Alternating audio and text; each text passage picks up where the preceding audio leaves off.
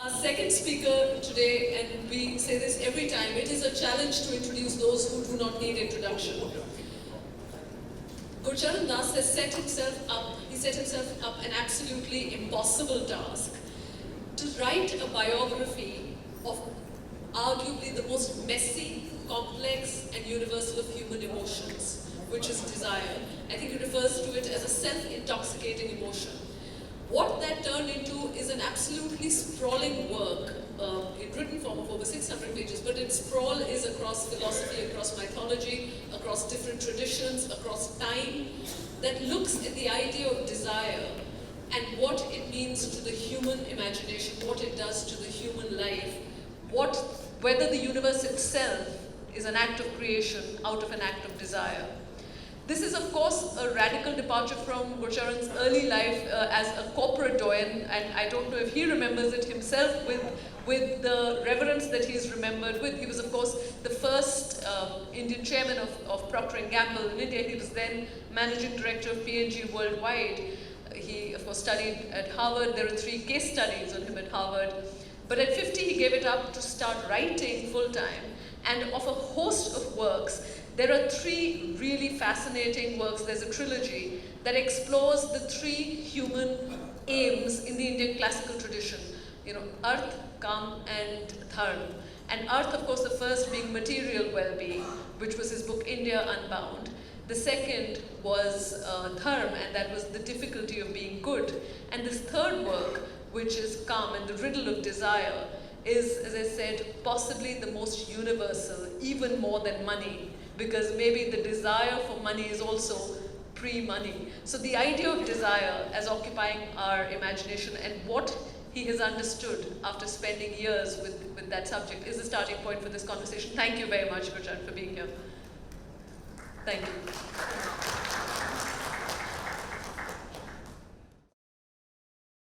Are you in a better place to define desire now than you were before you started?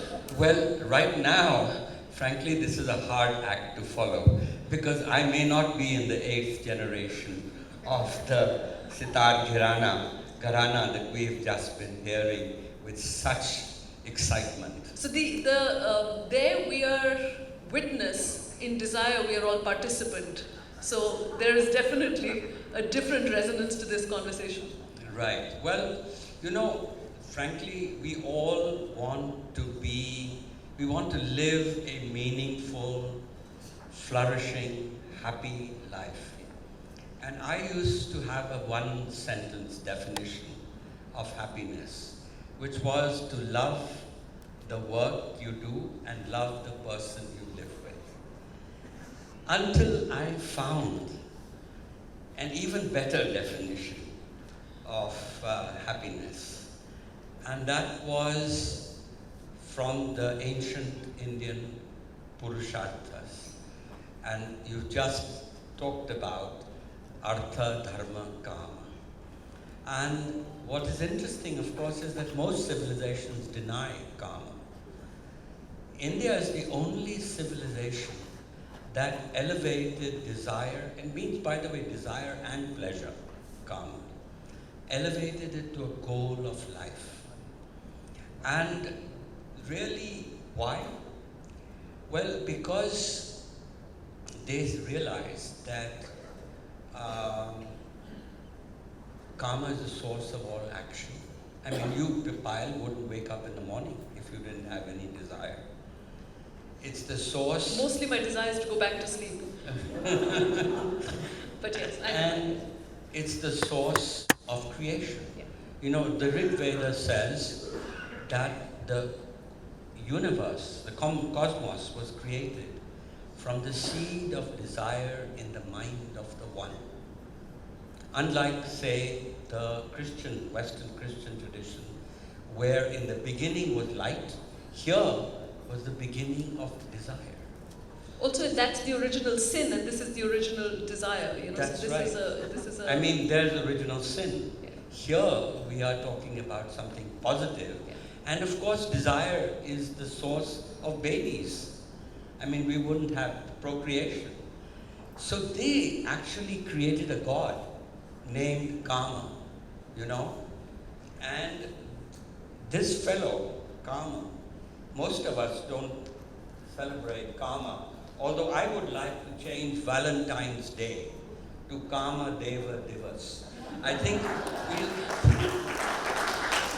we'll take the steam out of the Hindutvas right away if we change that name to Kama Divas. I'm on board. Nobody can argue that one. And so, actually, what they realized that this was, Kama was a big deal and not just something to be denied. And so, they actually, they created a god named Kama. And this god throws arrows like Eros at his victims. And so,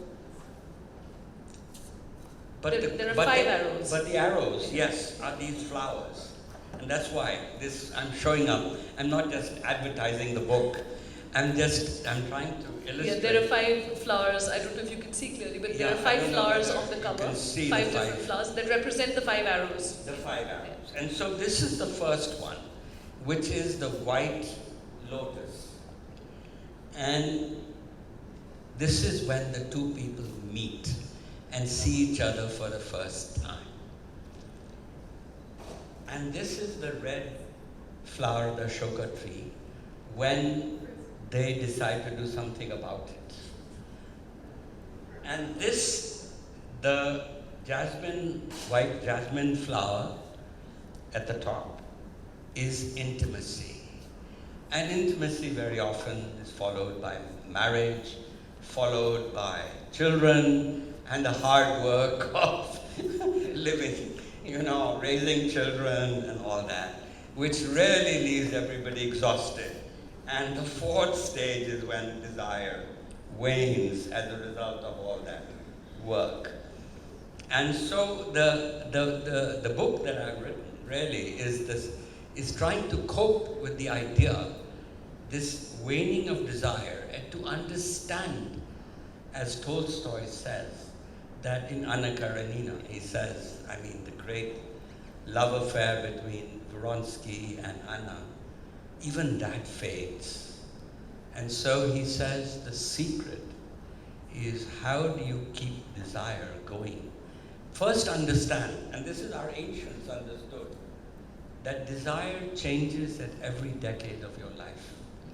And how do you keep it, how do you transform it? And how do you transform your attitude to it so it doesn't reach the last stage, which is the sandal, the death of desire, called Maran. There are in fact 2 or 3 questions that actually come from there, but one is, I think one of the central kind of themes in your book is you divide roughly this into Kama optimists, Kama pessimists, and Kama realists. Right. Will you briefly just talk us through, I know it's a complex work, but will you briefly talk us through what each of these 3 are?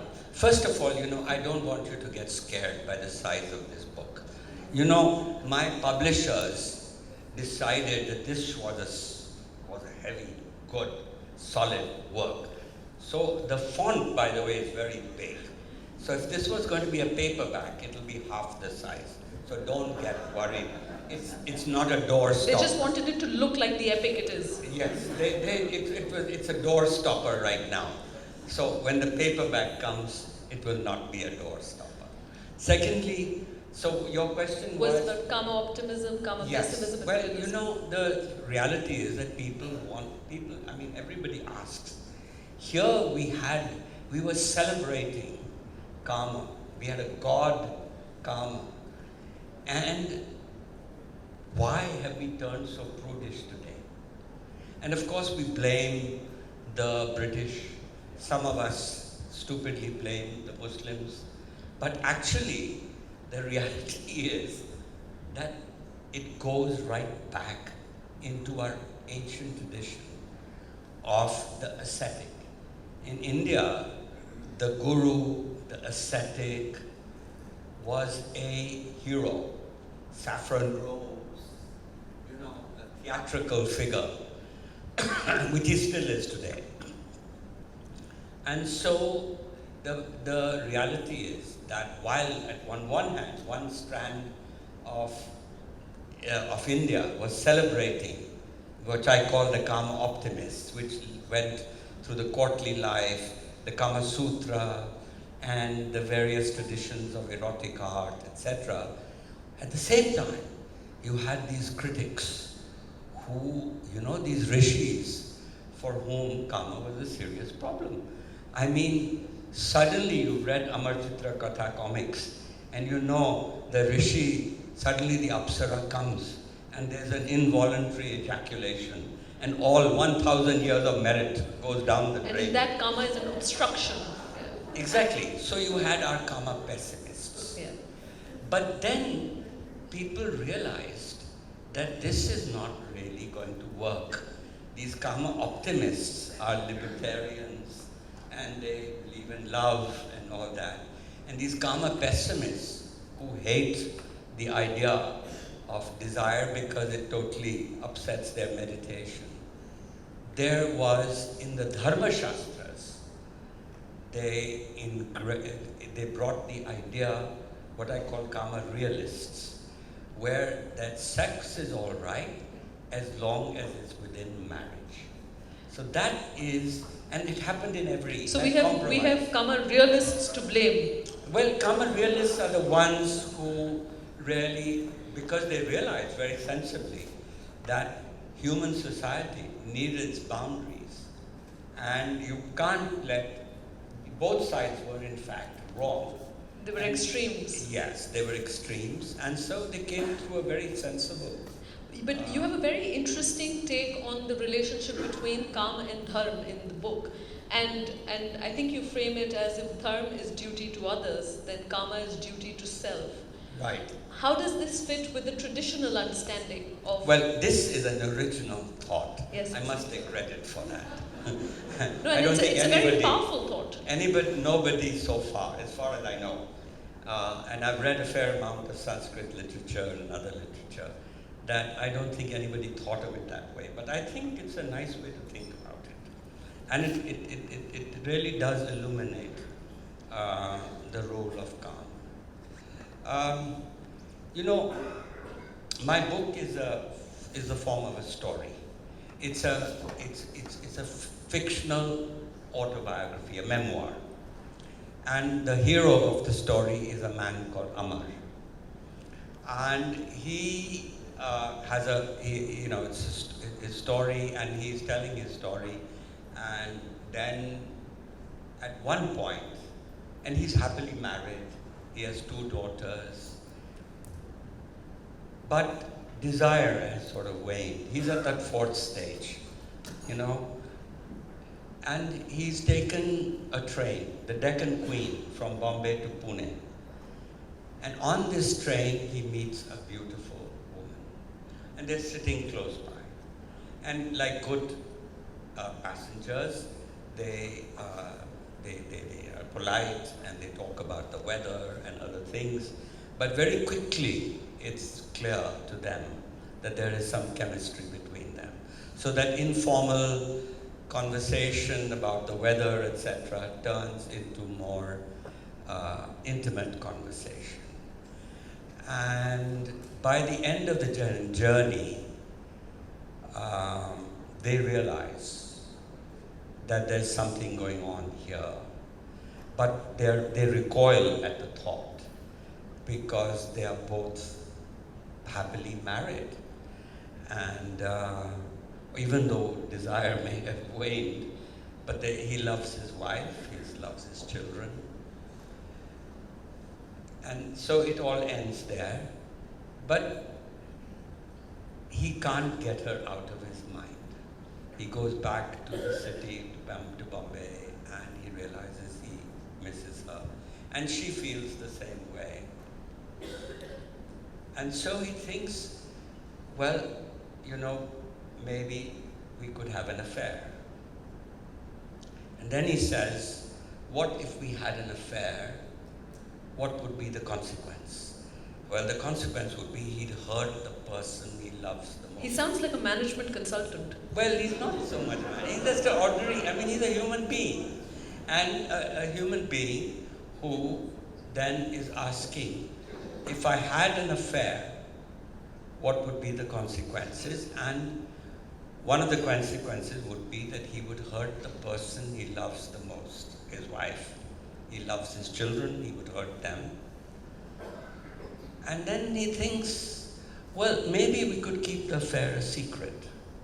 Then there'd be nobody I would hurt. But if you keep it secret, he wonders, then he'd have to lie. And lies would be piled upon lies, and soon he'd be an inauthentic human being. And he says, I don't want that. And so that's not a good solution. And so he gives up the idea. But she won't go away in his mind. And so some weeks pass. And then he says, if he does not have an affair, what would be the consequences of not having an affair? And then he says, well, the consequences would be that he might end up as a resentful, shriveled, mean, old man who gave up the possibility of one opportunity for a thrilling happiness towards the middle of his life. And so what he has raised is a question that we often don't think about. That he has raised the question of the difference between dharma and kama. That dharma means a duty to another, his duty to his wife. And kama, which we always think about as kam, krodh, lobh, horrible thing that we have to push away, actually is a duty to yourself. So the real issue is, does he betray his wife or does he betray himself? You've spoken of, and it leads to that, as desire as an animating principle of life almost. Yes. And what is it that you mean by that? Is it a force? In what way do you see desire?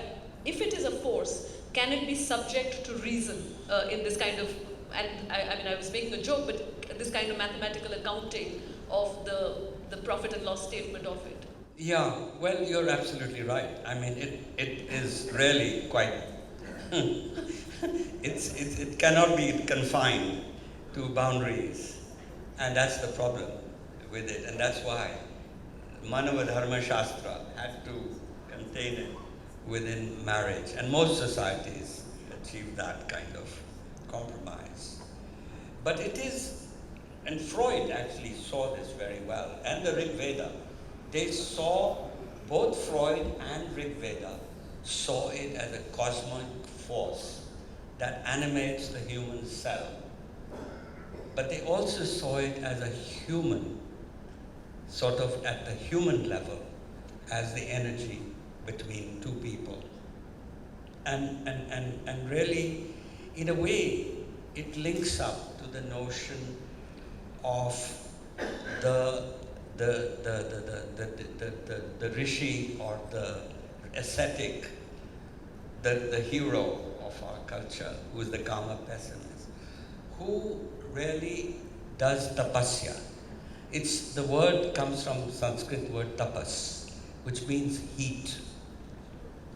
And tapasya is the heat that meditation generates.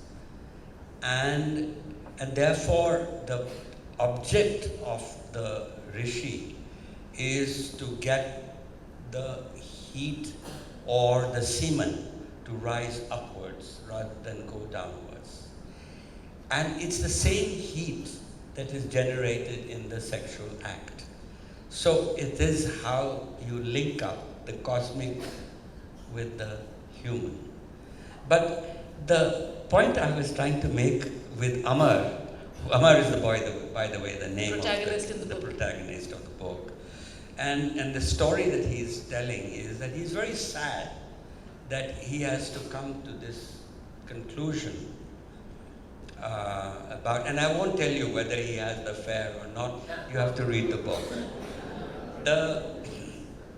But he asks this question to himself, very sadly, that why can't desire or love and sex be like a tennis match? You know, you play, you go after work, from 5 to 7, you go and play tennis. He sounds French. And exactly. In fact, the French aristocracy had this notion called 5 à 7. And from 5 to 7, you had an agreement with your upper class friend. Yeah.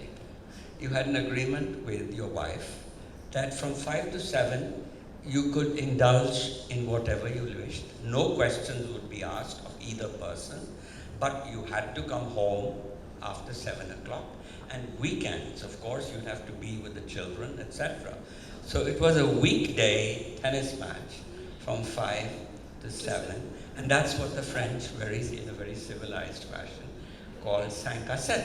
But the problem, now it sounds very nice, but the problem with it is that human beings are really not, I mean, for animals there's no problem. You know, it's just a physical act.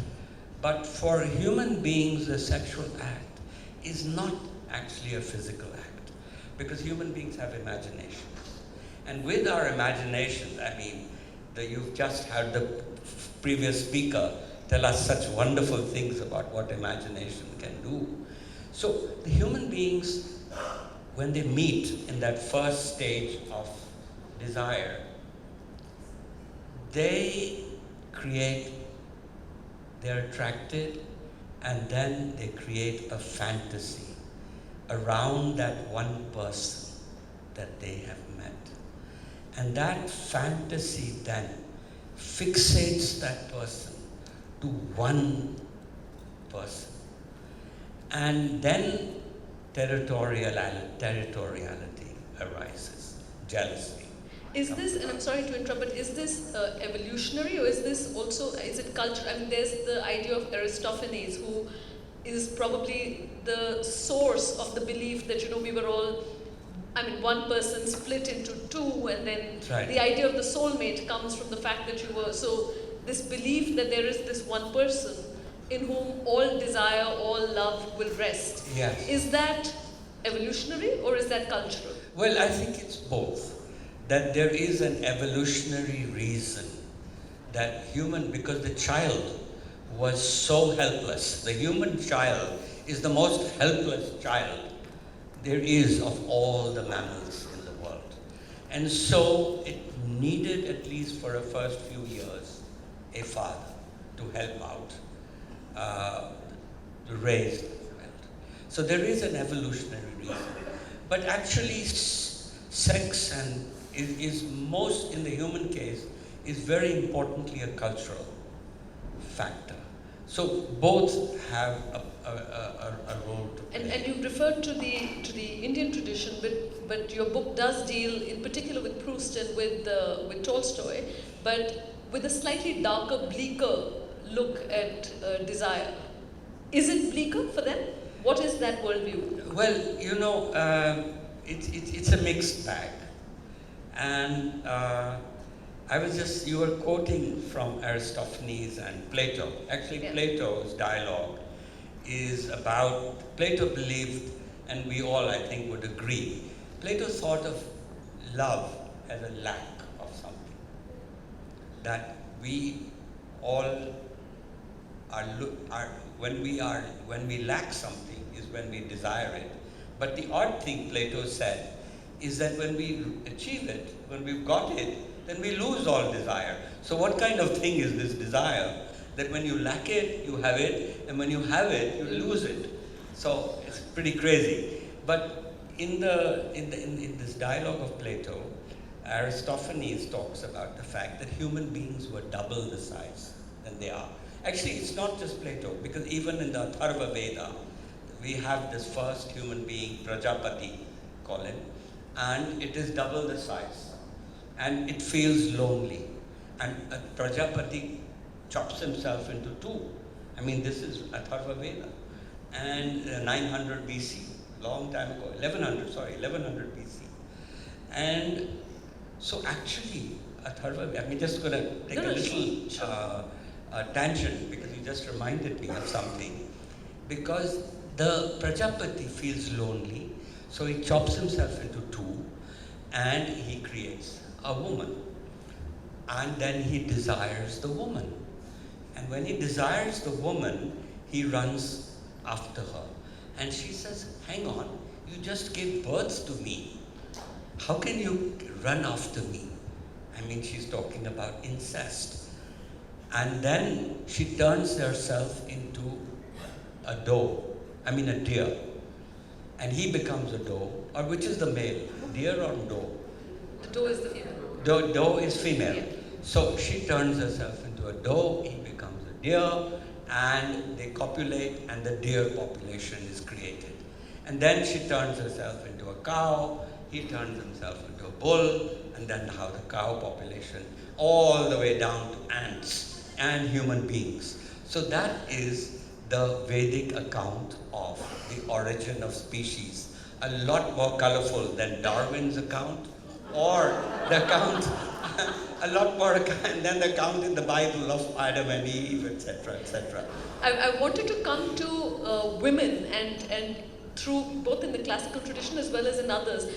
What did your examination of desire place historically as women and desire? Because one, it is outlawed almost everywhere universally, but secondly, they are almost always seen as the recipients, the object of desire, not themselves as having desire. Was this traditionally true as well, classically true? Well, it's true in every civilization, I'm sorry to say. I haven't found one civilization that treated women as real people until the discovery of romantic love. And the discovery of romantic love took place, believe it or not, at the same time on 3 continents. It took place in the West, in Europe, in, say, the story of Tristan and Isolde, and later Romeo and Juliet, etc. In the Islamic world, it was Nizami in Persia who wrote Laila Majnun, story of Laila Majnun. And on the Indian subcontinent, it was Jayadev and the story of Radha Krishna. And now what is very interesting is, of course, that the story of romantic love in India took a bhakti turn, The triumph of the ascetics. But the interesting thing is, if you don't just go by the today's bhakti interpretation, because what Jayadev did was something dramatically interesting. He actually has Krishna. It's usually the story is, it's the soul yearning for God. Radha's yearning for Krishna. But in Jayadev's interpretation, it is Krishna also yearning for Radha. He's a God yearning for one woman, not for all mankind. One woman, and she's married. And towards the end, he actually is below her. He bows down to her. And imagine a God treating a human being as superior. I mean, the idea is incredible, And that's what I meant, that here I think everybody should read chapter 7 of my book, and then after that read Jayadev's. And it's performed every night. Since the 13th century, it's been performed in the Jagannath temple. Every night it's sung, but they omit the last bit. So, and what did romantic love do to desire? Did it positively inflect it? You said on 3 parts. So with romantic love, what happened, I think the best thing that happened, bad things happened, but I'll also talk about the bad things. But the good thing that happened is that it was the subjectivity of the woman. The woman became human. And they lifted her up almost to a pedestal. as the object of romantic Could you just love. speak into the mic? Yeah. But the negative side, of course, is today, I mean, the Bollywood movies, where the kids in Hyderabad get the impression that you have a perfect soulmate. And boy, they forget that you have 4 stages of desire. And desire is going to wane. And you don't, and they carry that idea of that. Did you see Bridget Jones's diary? Yes. Well, that encapsulates the problem of the perfect soulmate. That the poor, the British girl, the boy next door is not good enough. And so she's waiting for the perfect soulmate. She's in her mid-30s. And then she panics. Oh my God, I must get married. And she tries to grab the first guy off the street. I mean, that's the tragedy of this idea. And the problem with love marriage, which she points out, this English woman, points out, is that, I mean, that's why she loves the idea of the Indian Arranged marriage. That she says, it's a protection against disappointment because it starts out disappointing. well, maybe not. Maybe not. But what she's saying is that, look, a woman today has an impossible task. You know, in the old days, there was a woman who you married. Sure. And she was meant to be the mother of your family and you raised her. And then there was a woman for sex. And you went out and you had, what we would call today call girls, but they had courtesans, very high-class courtesans. And then you had the whole notion of romantic love, so you could have a love affair. Today, the wife has to be all these things. She has to be a mother, she has to be a romantic lover, she has to be your great in bed, great in sex, and she has to go out and work. I mean, it's terrible. I mean, the position of the woman you put in. So this is sort of the downside.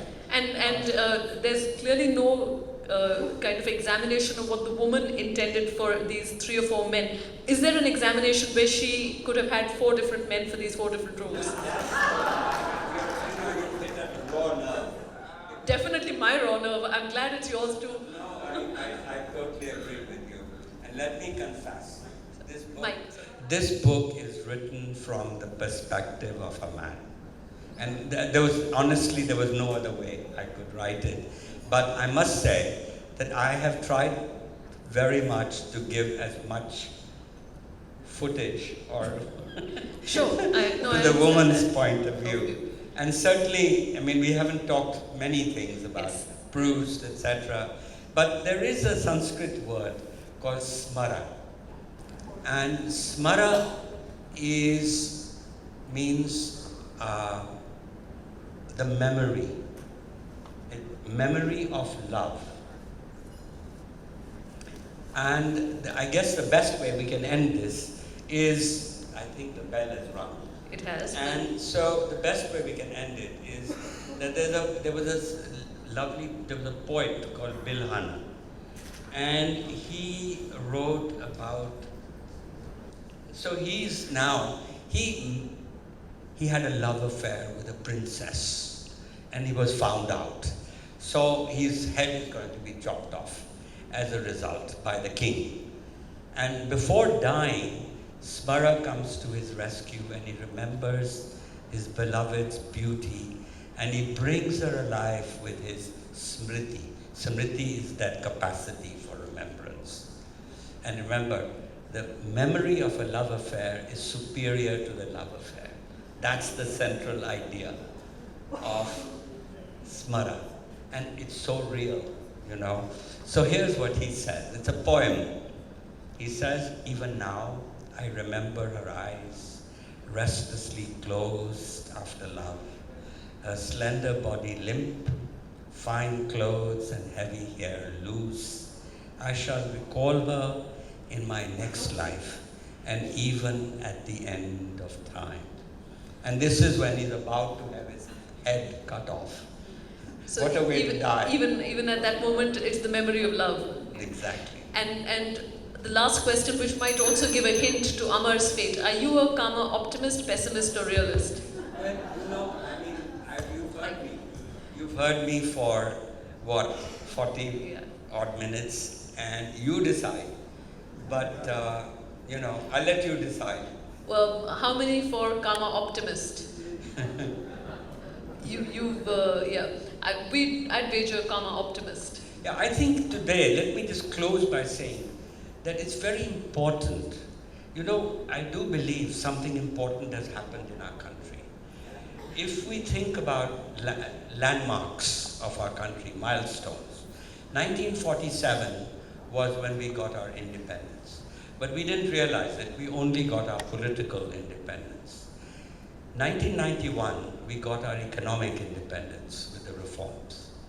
In 2018, just last year, I think we got to something close to our emotional independence. Yeah. If you think of karma as also emotion.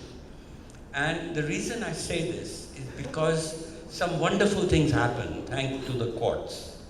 That one, it began with triple talaq. That liberated, so we had economic liberation, political liberation, and so that liberated the Muslim women. Then, after that, they decriminalized homosexuality. So we liberated 15-20% of our population through the decriminalizing of homosexuality. Then they decriminalized adultery. Again, a very, very important colonial law was removed. And finally, this is odd. Well, of course, you had the Sabrimala judgment, which of course was controversial, but still it was a step in a certain worldview. A step for women. And then finally, the Me Too movement. Now the Me Too movement, we don't realize it at a time when globalization is under threat. That actually, it was an idea that came from America about a year and a half ago. But today, if you see the Me Too map of the world, 120 countries have a Me Too movement. So for us in India, we had a very vigorous Me Too. So I think it's a kind of emotional. 2018. And I know the bell has rung, you referred to it. Because you have spoken in particular candidly of your son, I would love you to share that story. Because of your son, you said being homosexual. And I think you made the very often overlooked point that of course it is him or the person in his place who is outlawed, but also what it does to the families. Yes, absolutely. I mean, my son is gay. And the poor guy, I mean, I couldn't talk about it like this before, I think, September 2018. That's right. But for us, really, 1 minute after the judgment came, we could then talk about our son. And we could, So he talked about sons and fathers and so on. But that is an important aspect of our... The burden being lifted. Yeah. And the key point here, the political point is that we are very happy to talk about our political lives, our economic lives, etc. We don't talk about our emotional lives. And frankly, there's a wonderful story in the Mahabharata. I'm sorry, we are running, I've run out of time. It's the but Shvetaketu. The reality is that emotional life is a very important foundation for a healthy economic and political life. This is what I've realized. And the story in the Mahabharata is of a king, Bhangashvana. And this fellow, in fact, Bhishma asked this question to Yudhishthira: who enjoys sex more, a man or a woman? And Bhishma says, well, you have to be a man and a woman to answer that question. And so he remembers that there was this king who had a sex change in the middle of his life. He was a man, a great king, and then he became a woman. At the end of his life, because he had been such a good king, he was said, now you can choose for your next life. What would you like to be, a man and a woman? And he said, I'd like to be a woman. And people said, are you crazy? You could be emperor, so powerful. And he said, no. He said, that I would like to be a woman. One, because she enjoys sex more than a man. And two, That's what most men would like to believe. Yeah. well, maybe that's a personal. Yeah, but no, yeah. But second, he said that the emotional life of two human beings in love is far greater than the life of a king or a prime minister or a Modi or anybody, you know. That is a far more important thing. And that's why E.M. Foster wrote the book called Two Cheers for Democracy. And people asked, but why 2 cheers? Why not 3 cheers? He said, I save 3 cheers only for the private life, for the emotional life. On that note, because that is the perfect note, thank you very much, Gurcharan. There is no answer to the riddle of desire, but if there's one thing to take away from the conversation is ask the questions about desire. Thank you very much.